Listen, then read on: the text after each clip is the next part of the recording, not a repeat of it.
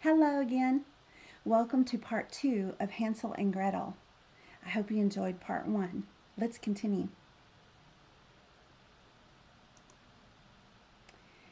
It was now the third morning since they had left their father's house. They started along again, always looking for the way home, but instead only going deeper into the forest. Unless help came soon, they would surely starve.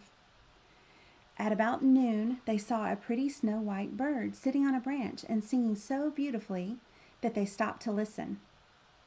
Then the bird spread its wings and flew before them, as though to say, "Follow me!" And so the children followed the bird until they came to a little house. The bird flew up and perched on the roof. And then the children saw that the walls of the house were made of gingerbread, and the roof was made of cake, and the windows were made of clear sugar candy.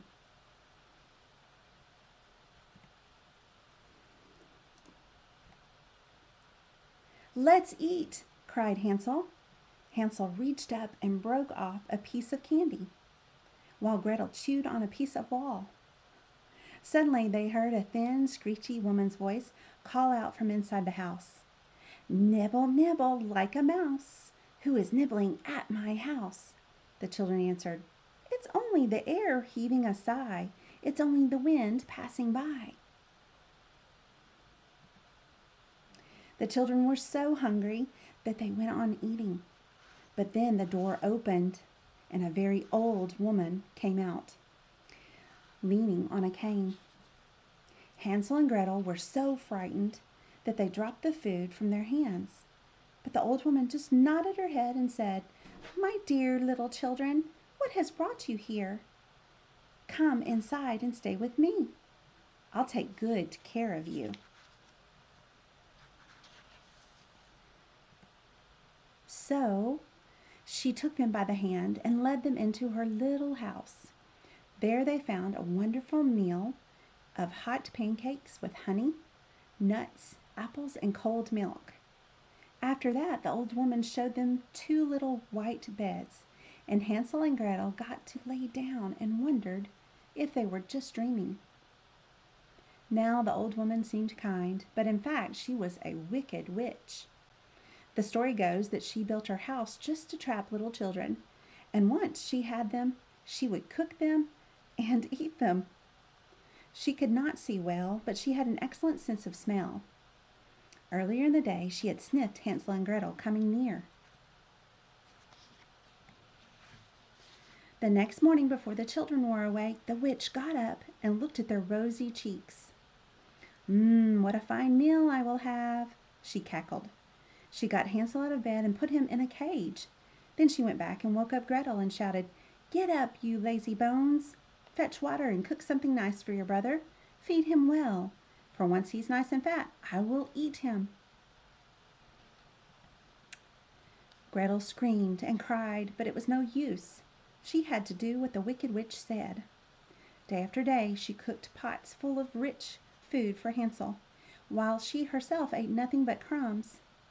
Every morning the wicked witch would creep to the cage and say, "Hansel, stick out your finger so I can tell if you are plump enough to cook."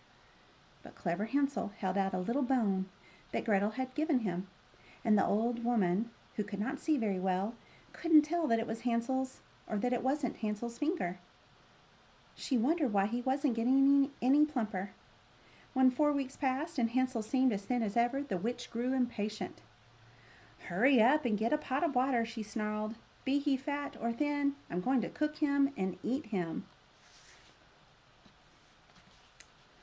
As she filled the kettle with water and lit the fire, tears ran down Gretel's cheeks. "First we will bake," said the old woman. "I've heated the oven and the dough is ready." Then she pushed Gretel toward the oven, where the flames were burning brightly. "Stick your head in," the witch said to Gretel, "and tell me if it's hot enough for us to bake the bread." But Gretel knew what the witch had in mind. She knew that the witch meant to shut her in the oven, bake her, and eat her. So Gretel said, "I don't know how to do it. Where do I look? Could you show me how?" "You silly child," cried the old woman. "There's a big opening, don't you see? Why, I could fit in myself," and she stuck her head in the oven. Then Gretel rushed up and with all her might pushed the witch into the oven. She shut the iron door and locked it tight. Gretel ran right to Hansel and let him out of the cage. "Come, Hansel, we are free!" she cried. "The old witch is gone." Hansel sprang out and hugged Gretel, and the children danced for joy and then ran out of the house. Then, because they had nothing to fear, they went back into the witch's house. There they found chests full of pearls and precious jewels. "These are better than pebbles," laughed Hansel as he filled his pockets, while Gretel filled her apron. "Now, away we go," said Hansel. Then he said quietly, "If only we can find our way out of the forest." When they had walked a few hours, they came to a wide lake. "There's no bridge and no stepping stones," said Hansel. "We can't get across." "And there's no boat either," said Gretel. "But look," she said, "here comes a duck. I will ask her for help." So she called out, "Duck, duck, here we stand, Hansel and Gretel, on the land. Stepping stones and a bridge we lack. Carry us over on your nice soft back." And lo and behold, the duck came over. Hansel got on her back and told Gretel to sit behind him. When they were on the other side of the lake, they walked on for a little while and soon found a path. The forest began to look more and more familiar. At last in the distance they saw their father's house. They began to run as fast as they could. They burst through the door and cried out, "Father, we're home!" then threw themselves into his arms. Ever since he had left the children in the forest, the man had been worried sick. As for his mean wife, he told the children she was gone. Now he hugged his children as though he would never let them go. As he squeezed Gretel to him, the pearls and the jewels fell from Gretel's apron. Then Hansel reached into his pockets and pulled out handful after handful of treasure. They were together again, their troubles were over, and they lived in perfect happiness for a long, long time. My dogs are barking in the background. Hope you enjoyed the story and my dog's barking. See ya.